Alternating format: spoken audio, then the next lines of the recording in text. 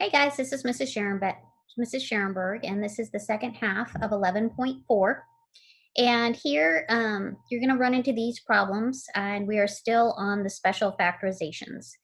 So what we're doing now is we're going to be doing the difference of two cubes and the sum of two cubes.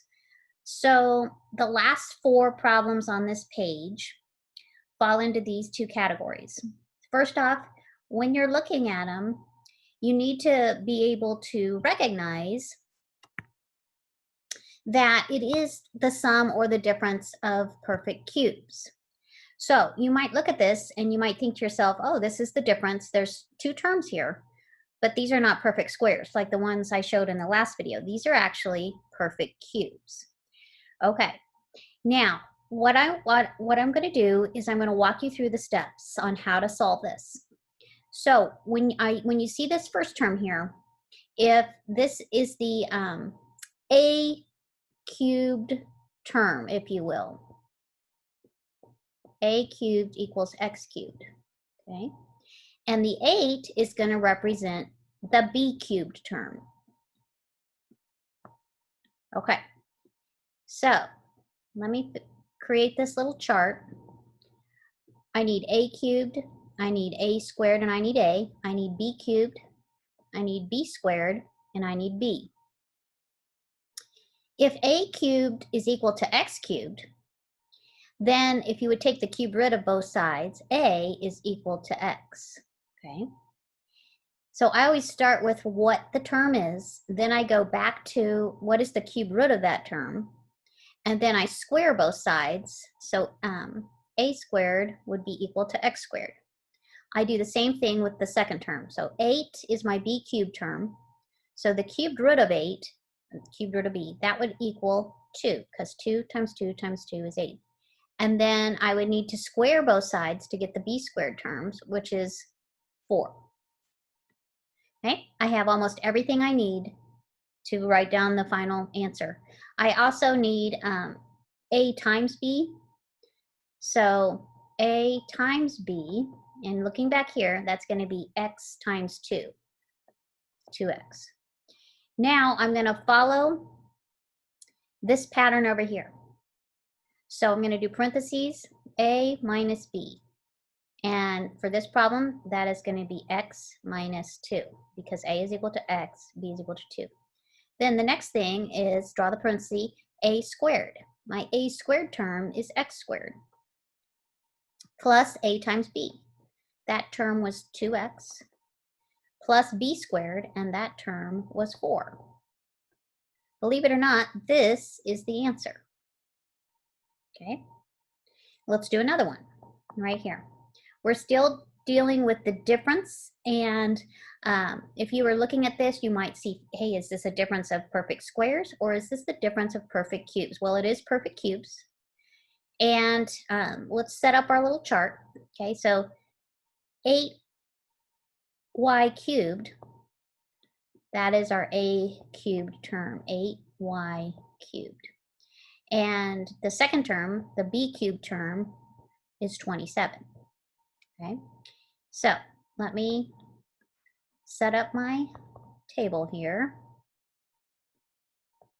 So I'm going to start with my a cubed term, and then I'm going to go down to a. In other words, I'm taking the cubed root of both sides. So the cubed root of 8 is 2, and the cubed root of y cubed is simply y.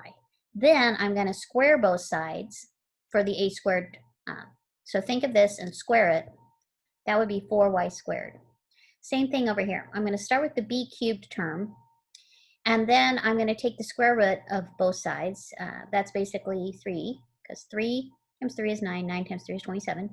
Then I need to square both sides to get the b squared term. So 3 times 3 is 9. Then the last thing I need is the a times b. And in this case, that's going to be 2y times 3, which is 6y. Okay, now I have everything I need. I'm going to follow the pattern over here.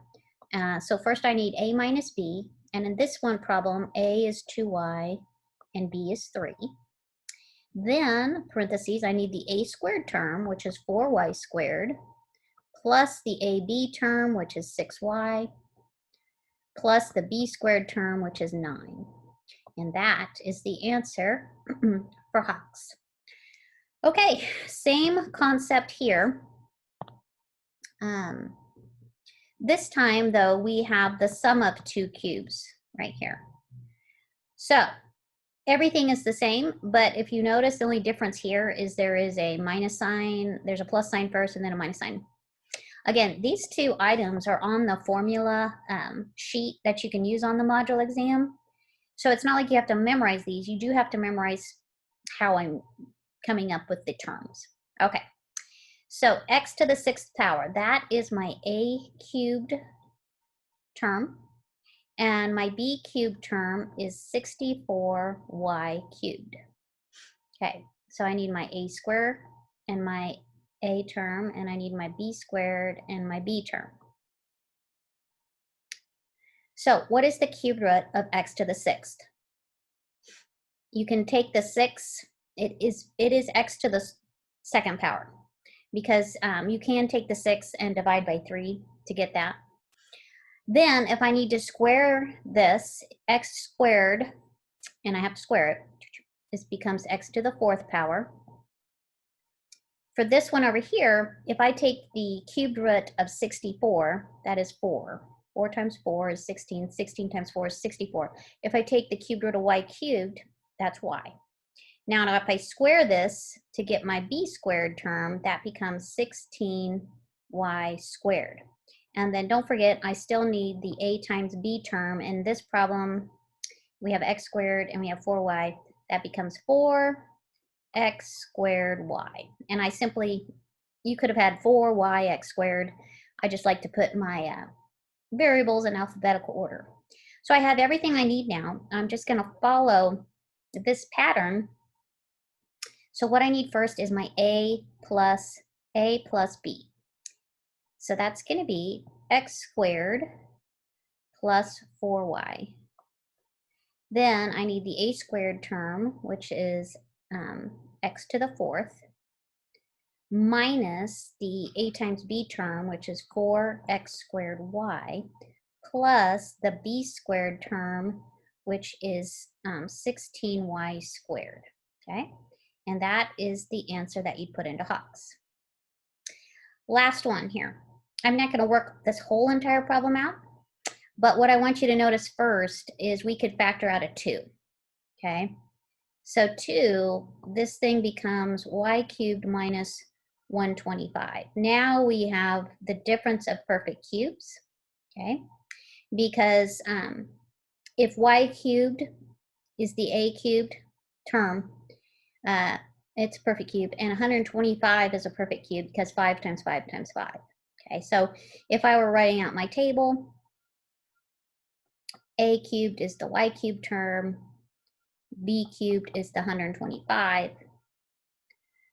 So now I need to get to my a squared, my a, my b squared, and my b. So if a cubed is y cubed, a is y. Square that, that's y squared. If b cubed is 125, the cubed root of that is 5. Square 5, and b squared becomes that. And then the a times b term is 5y.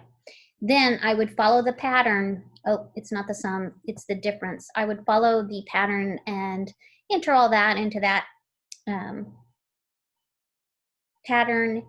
And also don't forget that 2 is part of your answer. Okay, so you have to have the 2, and then parentheses, the a minus b, so on and so forth. So that's the second half of 11.4 special factoring techniques. I hope you find it helpful.